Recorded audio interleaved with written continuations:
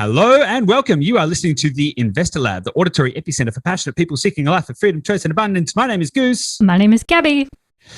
And today what did we do today? Wow. We talked about the Olympics.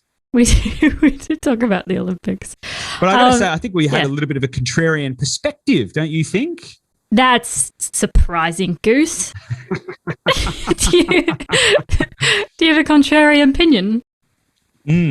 Yes. Currently, yes. So in today's episode, we talked about, because there's obviously a lot of discussion at the moment around the fact that Brisbane has just announced that they're hosting the Olympics in 2032, and there's a lot of media talking about how property prices are going to soar, and sometimes, some people are saying up to 90% and all of this kind of stuff. And so what we wanted to do was to cut through the noise, right, and actually look at, from an academic perspective, what effect do the Olympics have on host city property markets, which is a fascinating discussion and a fascinating analysis. What are your biggest takeaways out of this episode, Gabby?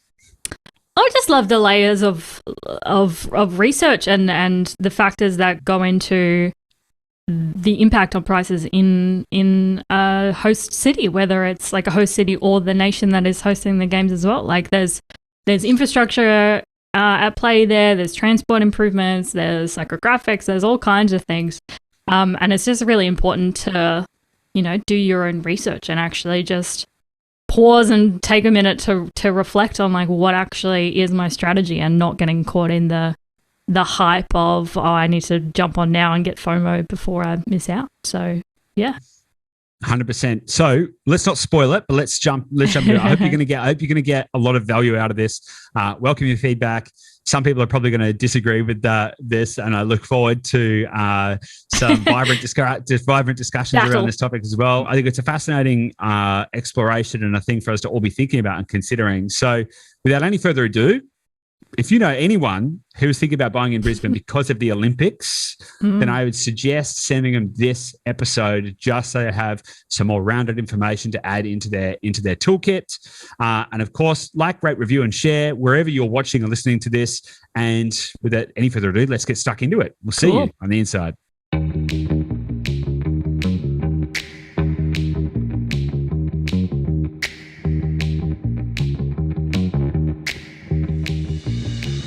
Hey guys, welcome back to the Investor Lab. Gabby, how are you? I'm excellent, Goose. How are you going? I'm very well, thanks. You're looking very standy. I was just lamenting before we started this podcast that you're very standy. Very standy. City. By very standy, we mean I'm standing up. Yeah, it's a good day. I'm standing up. Found a new corner of the house to do some podcasts in. Got to mix it up while you're trapped in the house, don't you? Yeah, the beauty of lockdown is that we get more innovative with the spaces that we have. You do, right? You do. And I mean, it's an extra good day because I wash my hair, and so that's that's a win. That's a lockdown. How luxurious! How luxurious of you. Yes. Anyway, I mean, talking about corners of our house and talking about your hair is scintillating, of course. Of course. But there's some other scintillating topics that we want to talk about today, Gabby. And what are those? What are they? What is that? What is it? What is the thing? What is the thing? Well, there's a little event coming to a little shindig. A little shindig. We love a good shindig coming in what year? 2032? 2032, yep. Yep, coming to Brisbane. A little thing called the Olympics, in case you haven't heard. We're going to talk about basically what impact that has on property, and if it has any impact, specifically like the host cities as well, because we've had actually quite a few people raise this in the last couple of days since the announcement, saying, should I get into Brisbane because surely it's about to like blow up because of the Olympics. And so you've been reading heaps about this. I have been reading quite a lot. I've been reading quite a lot about this actually. And I've found it to be very interesting because I think the natural reaction, like the purely 100% natural reaction to something like an Olympics being announced in a city, is that it's going to be good for the property market. Like that's the natural, it's a natural assumption, right? But as you mentioned, like there's been people who have been banging on about, there's going to be 90% price growth and all kinds of weird and wonderful stuff, talking about the property market in Brisbane specifically relative to the Olympics being announced. And so we actually had a little bit of time off recently. So in my time off, in my relaxation time, should I say, I started reading some academic papers. I wanted to understand. You're a bloody nerd. I wanted to understand specifically, like, what impact would it have, right? And how is that being reflected elsewhere? Because obviously there's been Olympics since Hercules was a kid. Hercules is real. Anyway, so yes. Yes. Yes. Yes. In the yonder times. Since the childhood of the gods. So there have been Olympics for a really long time, right? And so, but in modern Olympic history, of course, it's been traveling around the world and it's been going to loads of different cities and it's been doing all this kind of stuff. And so I thought there must be some evidence to show how much, right? And I always like to try and cut through to the heart of things and go, okay, well, like what is the real truth? And look, to be completely transparent, when I started reading, I had no idea. Like, so I was just like, I just wanted to find studies that looked at the relationship so that I could learn, because I had no idea. I was like, does it go up? Does it go down? Does it go sideways? What's the go, right? And if it does go up, by how much? That was the premise. So I didn't have any preconceived notions around what I really thought. I mean, I naturally assumed that I'd probably go up, right? Yep. Which is not wholly untrue, but what I learned was actually quite interesting. There's quite a few things to unpack. So, but maybe we'll keep the synopsis for during the commentary. What do you think? Great. Great. Yeah. Awesome. Okay. Cool. So, where do you want to start? Because I've dug up a lot of studies and I've actually taken a lot of excerpts and prepared them for this episode because I figured it was best, rather than to just go blah blah blah. Here's our opinion, whatever. I actually wanted to actually get some reference points. So, should we start by going through some of those things? Yeah. So first, we've got here. There's a Goldman Sachs study that you've summarized here. Do you just want to go through kind of the synopsis of that? Yes. So Goldman Sachs is a large investment bank and, conducts studies of different markets for different reasons, typically for assets and investment and all of that kind of stuff. Now, they did a study. There hasn't been that many studies, right? So I want to preface this by saying there hasn't been heaps of studies on this. So I tried to trawl around and find what I could. Now, I found one from Goldman Sachs. Now, the interesting thing about that is that it wasn't very compelling. Let's just put it that way. And the reason it wasn't very compelling is because it only looked at 2 Summer Olympics, so Los Angeles in 1984 and Atlanta in 1996. And it's found evidence to suggest that hosting Olympics could push up local property prices. However, it found that the impact was felt in the few years after the event rather than immediately, which I thought was really interesting. I thought that was a really key, interesting takeaway. Now, here's the problem with the Goldman Sachs study is it only looked at 2 Olympics and both of them were in America, right? So it's hardly an appropriate sample size and there's not enough control in it. There's better analyses have been done using global markets and all of that kind of stuff. And the interesting thing as well is that there wasn't a lot of substance to their argument. It didn't really look at what the difference between correlation and causation was. And in fact, it summarized in a conclusion that theoretically house prices should rise due to the host city experiencing a high with optimism flowing throughout the economy. And it can also be due to the greater profile enjoyed by the city with a boost to tourism and the economy. But the other major factor is the inevitable improvement of infrastructure in the host city. Okay, so there's a few things there where I sort of felt it was a little bit wishy-washy, and also pointed to the fact that potentially it wasn't the Olympics itself which caused the property markets to grow. There was other factors, namely infrastructure and marketing. So I thought that was pretty interesting as well. What are your thoughts on that? Yeah, because I think with this whole conversation, it's about, is the Olympics going to cause some kind of boom? Is there a causation relationship there? Or is there some kind of correlation at all? Or is there just no correlation at all? And we're likely to see price growth on the trend which it was already on. And so I think the only way you can really understand that is going back and looking at other cities looking at their trend lines of price growth in the years leading up to the event and then following the event and seeing that kind of shape and seeing what the trend line was doing to be able to predict how that will affect Brisbane. Totally. But there's a few variant factors in that, right? So so far we've identified that there's two major factors so far which could influence property prices due to the Olympics. So there's marketing and there's infrastructure projects, right? And infrastructure leading to jobs.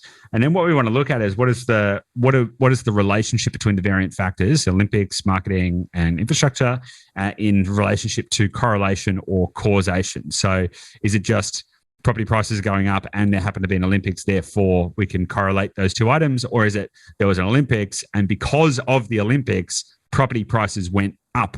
And did it happen before or after? But there's a few other things to put in there as well. There's things like what was the economic situation of the city and or host city and or host nation at the current time, like at the time of the Olympics or at the time of the announcement or post.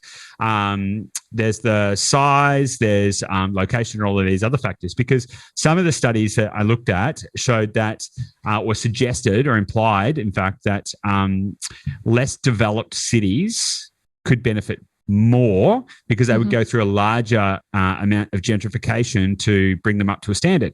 Now, some notable examples of that are Athens, Barcelona, and Seoul.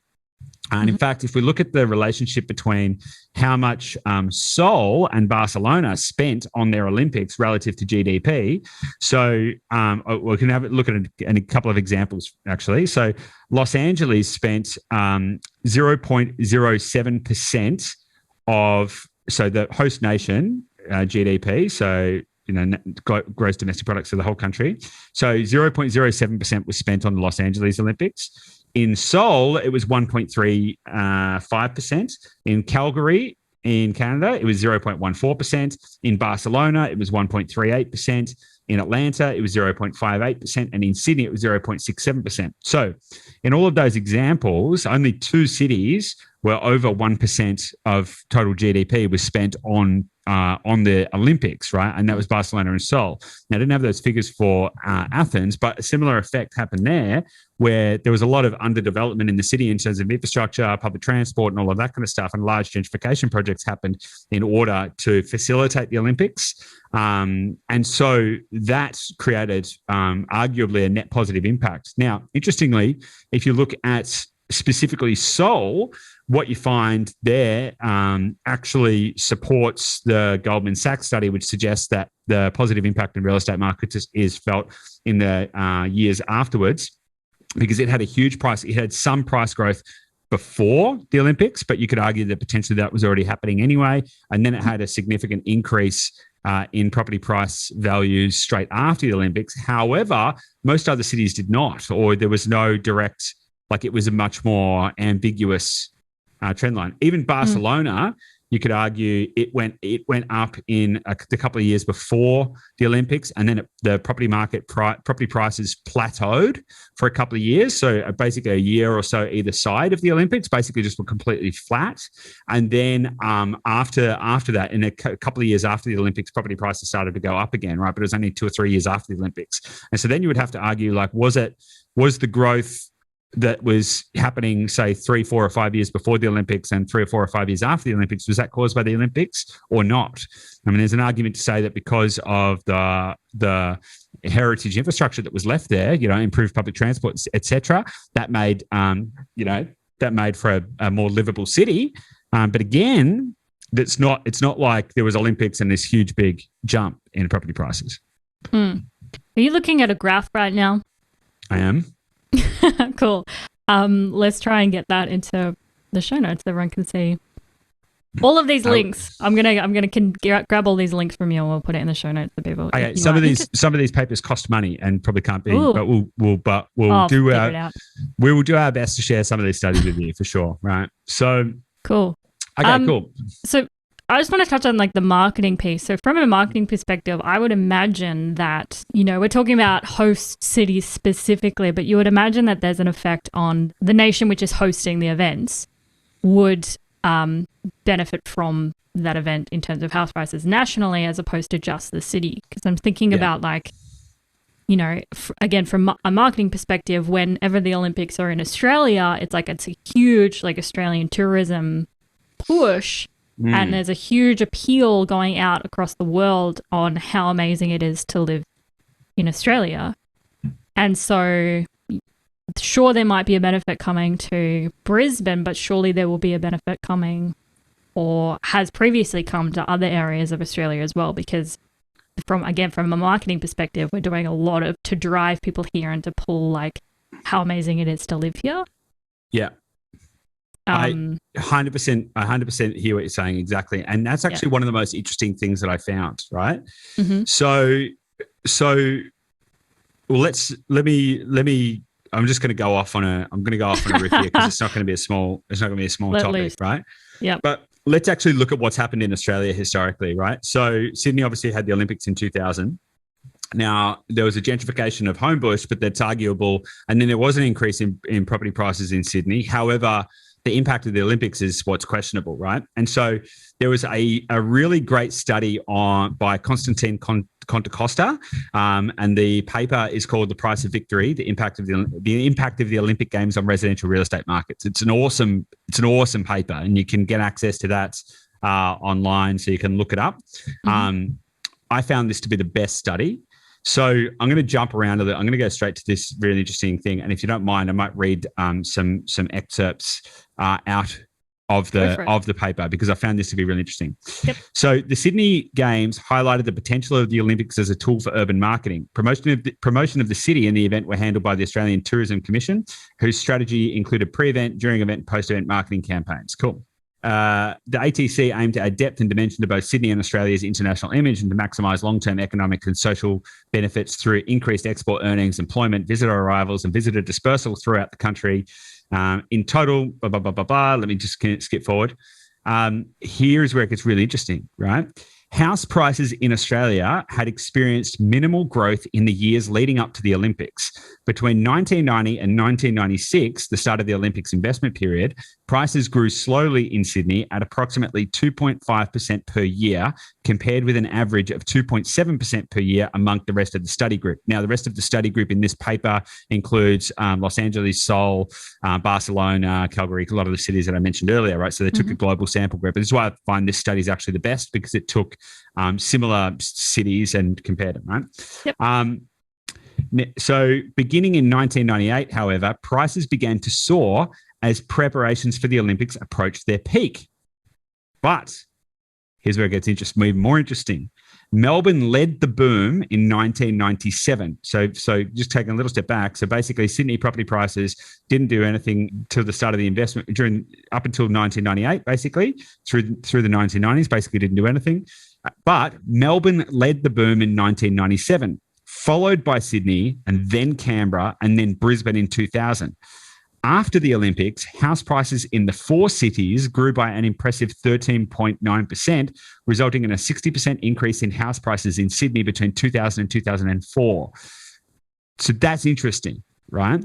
Because what it says is there was a 60% increase in house prices between 2000 and 2004. However, if you go back to it, what it actually said was that that boom wasn't isolated to Sydney. That boom happened now it didn't mention the rest of the cities in Australia at that time, but it says that boom started in Melbourne, right? Sorry, Melbourne wasn't the host of the Sydney Olympics. Sydney was, but the boom started in Melbourne. Then it went to Sydney. Then it went to Canberra. Then it went to Brisbane, right? Then during the period, all of the cities grew heaps, right? So that is not a direct causation from the Olympics. Correlation, yes, there was an Olympics in Sydney, and at that same time, property prices went up in multiple parts of Australia. Fascinating. However, how much of that was directly impacted by the Olympics? I would suggest not a lot, right? Because otherwise you would see a statistical anomaly in the fact that Sydney grew significantly more than Melbourne, Brisbane, and Canberra, or that it started first and then led the other cities because there was an overflow of it, but it didn't. It started second, and all of these other places boomed as well. So to your point, looping back to what you said, is that there is a marketing push, right? Now, the marketing push is really interesting because and we were talking about this before we started recording, if there's an Olympics in, say, Japan, which there is right now in Tokyo, right? So, I think that's not really a sporty person, but that's okay. Sports. So, but typically, what happens is foreigners start thinking about, the country, wonder what Japan's like. Should we go and travel around Japan? And so that's created all these other impacts, right? So that you could argue that, and it would be another interesting and completely separate study to look at, is what is the impact of Olympics on host nations. That would be a very interesting study, because I think what you would find, I believe probably what you would find is you would probably find more homogenization of the data. You would find that it was more evenly distributed when you look at that, because you have national tourism campaigns, right? However, what the data suggests so far is that from a host city perspective, the impact is questionable, I would suggest. Yeah, because again, I just think, as I was saying, there's no actual studies on this yet from what you've found. But I would imagine that Australia nationally, we've got such a big tourism pool anyway. Like, people love the lifestyle here and love the quality of life and everything. So, and, particularly in the state of the world at the moment, you would imagine that nationally the property market is going to benefit from that kind of a tourism pull versus just Brisbane specifically. So I feel like, again, this is just my feeling, not an algorithm to determine that, prices are going to go up everywhere. But that's what I would imagine, is that there would be a benefit nationally as opposed to just in Brisbane. Yeah. And again, just to be clear, I'm not trying to say that impact that things like the Olympics and Commonwealth Games and stuff don't have an impact on property prices. Yeah. Right. I actually believe they do, and we can actually talk about a different study in a minute, which looked at the impact of the London Olympics, specifically on London suburb property prices. We'll talk about that in a second. But it's about trying to understand what is the relationship, or basically how much of an impact does it have, right? Because in the Gold Coast, for example, so the Gold Coast had the Commonwealth Games in 2018, and yes, property prices have gone up in the Gold Coast, right? And yes, there was about $950 million worth of infrastructure projects that went into the Gold Coast in order to facilitate the games and all of that kind of stuff. And yes, those projects did cause jobs and probably did have an impact on property prices.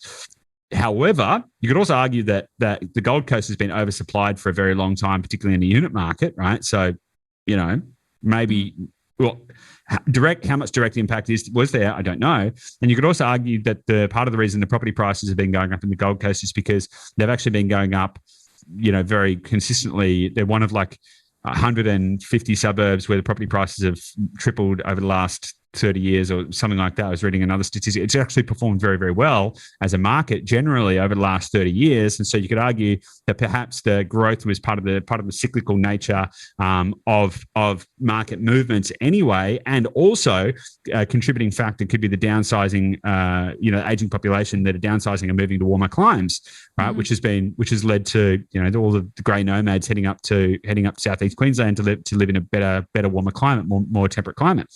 So, and particularly given the fact that there's evidence to suggest that the economic impact on the property market is actually found in the years subsequent to the games, and that's the Commonwealth Games and Olympic Games, but still, it's hard to analyse what that impact was in the Gold Coast, because then we had an exodus to lifestyle, right? So we had, with COVID kicking in, we had a lot of people moving because they wanted to live in a better we'll live at the beach and do all that kind of stuff. So it's pretty hard to really draw any like concrete conclusions around what that actually did for the property market there and whether it actually had an impact. And from everything that I've read, Sydney, Melbourne, and Gold Coast, it's not, you can't directly attribute the prices of the event, because after the Commonwealth Games in Melbourne, yes, property prices in the 2 years after did go up, but again, it's like there's other economic factors at play. So I don't know that it's specific enough to be able to say, aha, look what happens when there's an Olympics.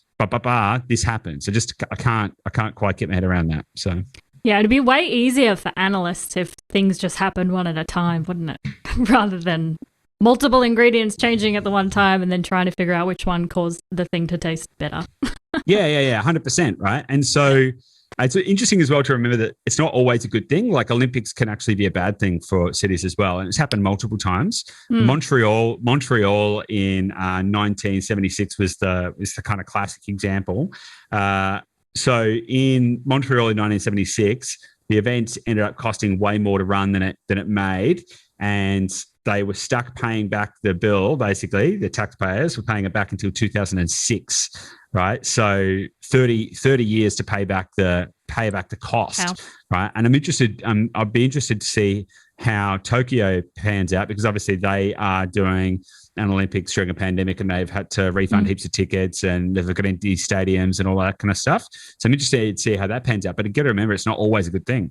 And there's also an argument to suggest that the net economic impact is not worth the net social impact as well. So there's another kind of argument there, another discussion to be had there too. Yeah, I wonder if there's like some kind of correlation between cities where it actually does have a negative impact. So like we're saying, I mean, there's a theory where, less developed cities benefit more because of the ratio from their starting point to get up to scratch in terms of like being an available destination to host that kind of event. The increase as a percentage basis is much higher than an already developed city. I'd be interested if there's like an inverse with that, where maybe it's already developed cities that already have like a strong tourism pool and they've got a good brand as a city. Maybe they don't do as well. Don't know. So that's an interesting point, right? And so that is actually kind of part of the discussion, right? So broadly speaking, what appears to be true from looking at the data, whether you look at Sydney or let's talk about London, because there's some really interesting stuff about London. It appears as though the more established a city is as an economic centre and also a tourism destination. So think Sydney, LA, London, these places that are already major tourist hubs and economic centres. It does seem as though the Olympics have a significantly lower impact on the economy, right? That does appear to be a correlation, right? Causation, no. Correlation, yes, right? So here's a really fascinating view. There was a study. Now, I've got to say that the actual paper that I read this from does say don't quote this paper without permission. So Georgios Kavetsos, if you're listening to this, sorry let's Georgie. Chat afterwards. Sorry. But Georgios Kavetsos wrote a paper called "The Impact of the London Olympic Announcement on Property Prices." Now, I found this to be really, really interesting. Very, very, very good study. I liked it.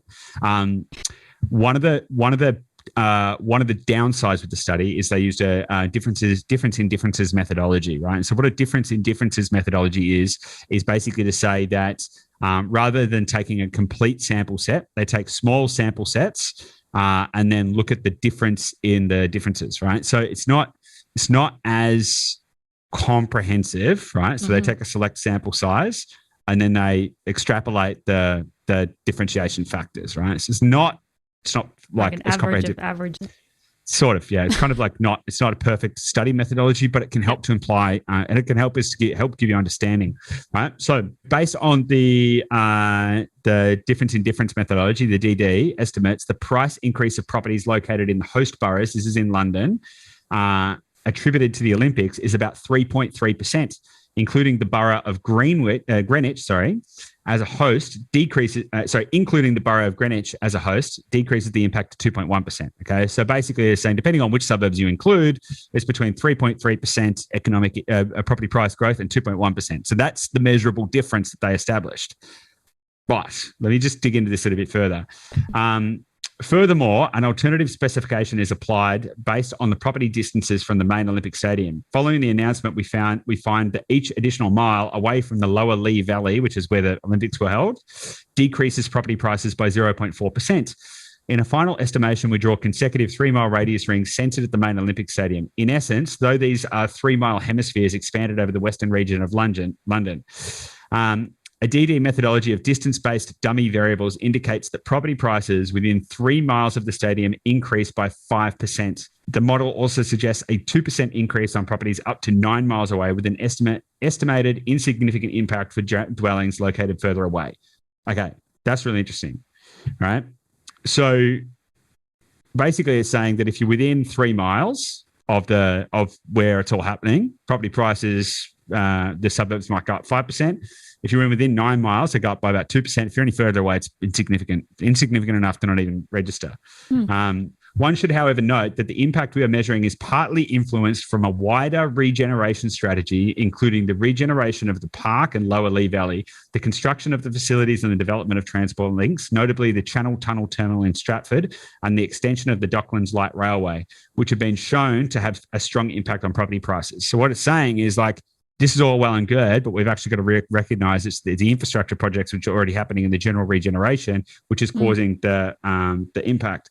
Another issue is the upward trend on property prices we're following over the last decade or so, which is basically saying property prices were going up anyway. So it says here, it's possible that the estimated effect on prices was based on irrational exuberance given the trend they had, and had the successful bid to host the 2012 Olympics been announced in a market with lower prices, the Olympics might have had a lower effect.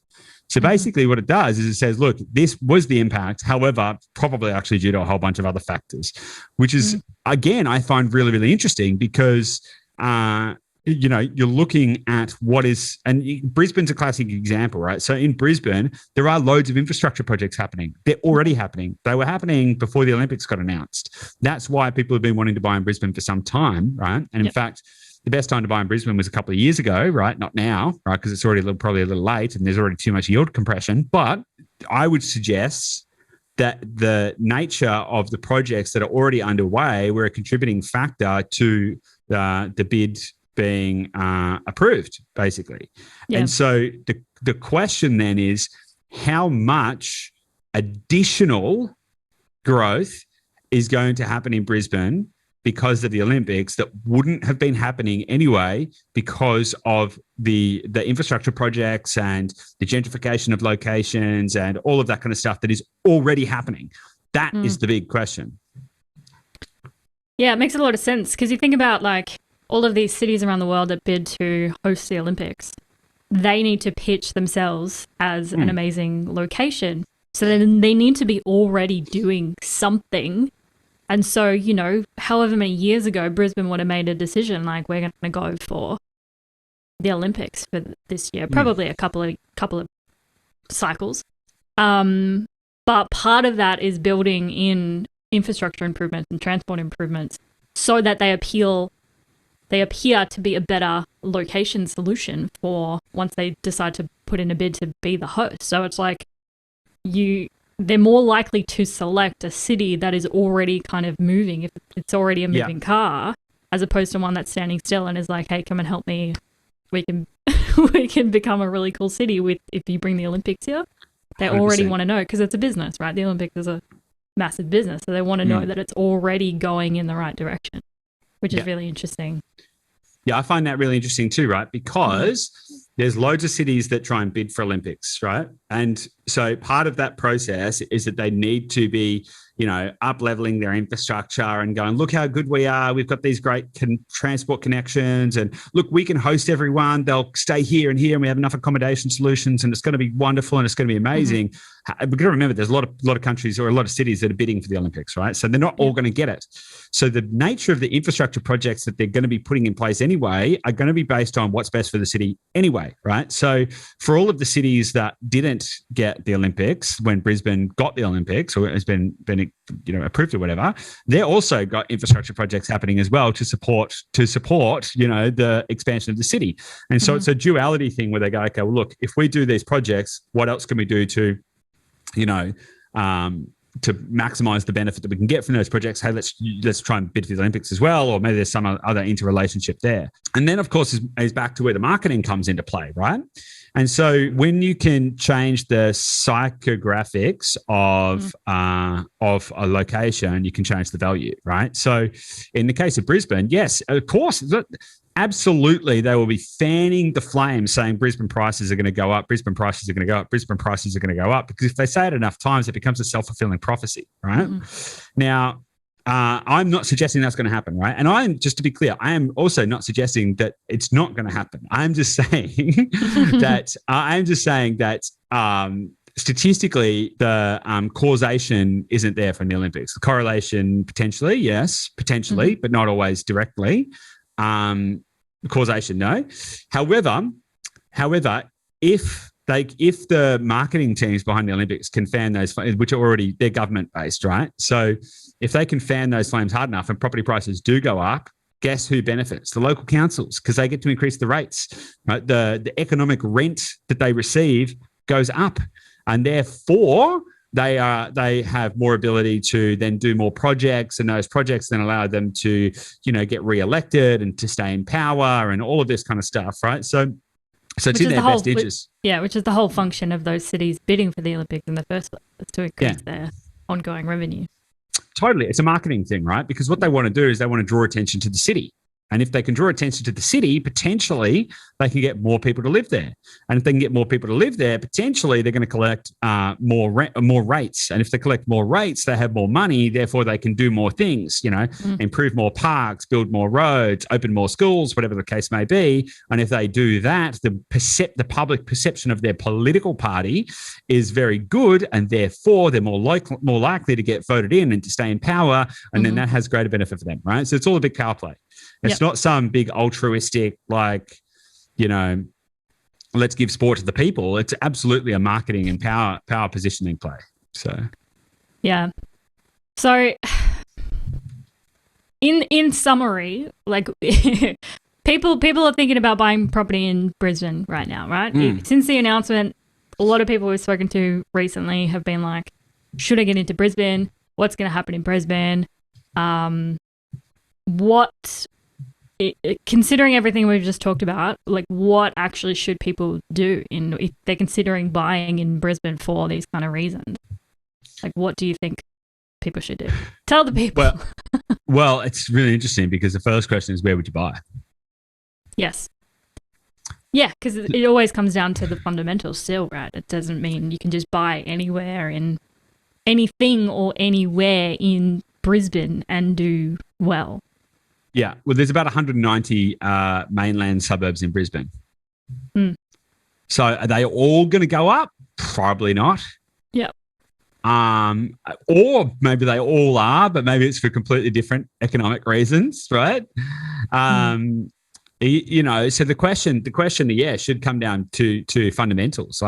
I have absolutely no problem with Brisbane. I think Brisbane is cool, and I think it is going to grow. The downside with Brisbane is that there's a lot of yield compression now because if you were buying in the Brisbane market generally in the last, if let's say two to 3 years ago, then you would have been able to get better yields. But the yields are a lot lower now. And as we've discussed previously, it can be a little bit of a trap because people can think lower interest rates, let's go, doesn't matter that the yields are a little bit lower. Yeah, it's going to go well. You've also got some supply issues in many parts of Brisbane too. So you've got to be very selective in the Brisbane market, just like any market, of course, right? So what it comes down to is understanding what are the fundamentals, what are the points of greatest utility, what people are living in what areas and where do they work, because I can tell you that for a lot of people living in Ipswich, Brisbane doesn't matter because they work on the non-Brisbane side of Ipswich. They might work in agriculture and industry and stuff that is actually further away from Brisbane, not rather than closer to Brisbane. So, for example, those areas they've got different economic drivers.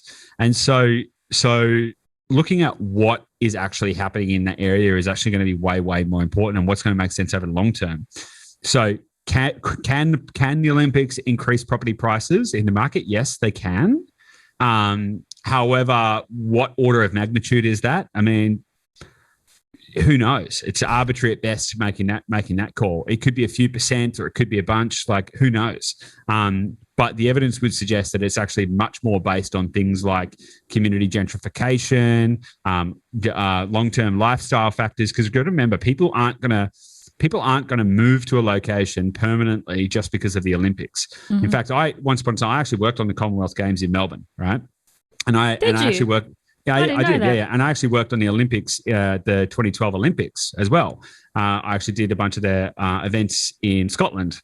So I've had the benefit of working on those projects. And what I can tell you is absolutely true is that the vast majority, I'm talking probably close to 99%, if not more, of the people who are working at those are transient workers. Mm-hmm. So they will move to a location temporarily to fill a contract and then they will move on, right? Mm-hmm. So you don't have an ongoing demand. Yeah, maybe have a blip in it, right? So the question would be is like, what decisions are you making that are going to be impactful for the long term? So based on the studies that we found, so there's some correlation that there is an impact in property prices 4 years post, up to 4 years post event.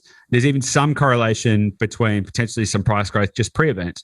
We're currently 11 years out, right, from the Brisbane Olympics.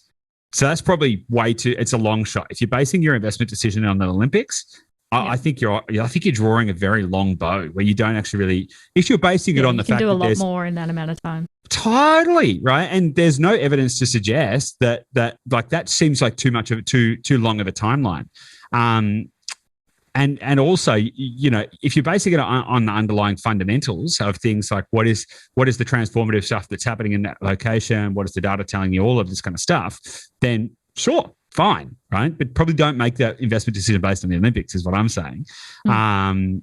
And even so, you've got to understand that the Olympics is a transitory event, and whilst there are some infrastructure projects and sports stadiums and stuff that get left behind, like, is that going to be the defining factor of what creates a good city? So, yeah, and I think with all of it, it's like just maintain your own research and maintain your own education, because I'd imagine like developers are going to go off their nut in the lead up to the Olympics, because a lot of people, if they don't do their own research, they will hear, as you said, like it can become a self-fulfilling prophecy when people just keep saying Brisbane's going to go, get into Brisbane, get in. And so, there might be an angle for, in the lead up, like particularly like the apartment unit, you'd imagine that there'd be an argument for like, well, all of these transient workers that are coming to Brisbane need somewhere to live, right? They need somewhere to rent. So then I'm sure there will be an argument from a lot of apartment developers saying like, no, this is the demand that's coming. You need to like get in now because there's going to be all these workers, but then you need to think about what happens after that event when there's thousands of empty apartment units, which is already happening in Brisbane. Exactly. The Brisbane apartment market is already oversupplied until 2026 anyway, right? Yeah. So they're bringing the Olympics just to fill out the apartments. Just to fill out the apartments, So, and there's loads of other. I think there's loads of other impacts as well that can be negative as well for cities. Social impact and stuff like that from Olympics. So I personally, from a psychographic perspective, I would imagine if you live near a city that was hosting the Olympics, you'd do everything you could to avoid actually going to that city. As a local, you'd be like, oh, I'm just not going into that chaos, because it'd be just like full of tourists and an activity and all this kind of stuff. I don't know how it's going to You're an introvert, though. I'm an introvert, but surely there's a psychographic element of that as well, where it's, you know, if you're in Ipswich, like you might not go to Brisbane much anyway if you're actually like based in like Ipswich City, but you'd imagine like, okay, this time I'm actually like going to actively avoid going that way into the city and spending my money around there because all of these other people are there. I'd rather just hang out here. Yeah, totally. What I actually think is really interesting is because more workplaces are going hybrid or work from home or have work from home flexibility and all of that kind of stuff. I think that there's a very strong likelihood that a lot of the people in that area in 11 years, right? Got to remember, guys, it's still a long way away, right? Yeah. If that's still a function of what they can do it with, they might rent out their house for higher rents because there's probably going to be an increase in rental demand over that period for sure, for a short period of time. But they could probably rent their house out at a premium and then go move up the coast somewhere for 3 years, live up the coast, rent somewhere cheaper, make the spread basically, right? Make a profit from it and have a better lifestyle, right? And so yeah, there's an argument to say that there could be other economic impacts. So much like in the same case where, you know, the economic impacts around the Sydney Olympics were that Melbourne boomed first, and again, not caused by the Olympics. It boomed first, then Sydney, then Canberra, then Brisbane. Now, there's an argument to say that there could be greater, broad sweeping net economic benefits for the country. But again, going back to the root of this is like specifically what difference is the Olympics going to make on the property market? And I think that's where it's questionable. I don't think it's an investment strategy. Let's put it that way. Yeah. Yeah. Awesome. All right. Cool. Well, I hope that was good. Did you find that interesting, Gabby? I think it's really interesting. Yeah, I think it's really interesting because there's so many layers to like infrastructure and lifestyle and psychographics, and it's super easy to get caught up in the hype and just kind of make a rash decision because the news and ads and stuff are telling you like, no, you gotta get into Brisbane. And I think it's just really interesting to just chill out for a second and actually think about how, like, just going back again, but coming back to the fundamentals, not just for like the location that you're buying, but the type of asset you're buying. Like the fundamentals of like planning your portfolio don't change. Like, what is the next kind of asset that I need? Find the location and the type of asset that fits that profile. Don't just rush and go like, I'm going to buy 10 properties in Brisbane because the internet told me to, you know? Totally. So I do think it's really interesting. Yeah, and it's probably a good way to end the episode would be to quote Mark Twain: when you find yourself on the side of the majority, it's time to pause and reflect. 100%. And I think that is a very apt quote, particularly at the moment. So don't hesitate to be a little bit contrarian and row your own boat, do your own research, partner with a team that can help do that research for you and guide you to the right location, the right outcomes. But don't just follow the crowd. You know, all good. Okay, guys, we'll see you on the next episode. Bye.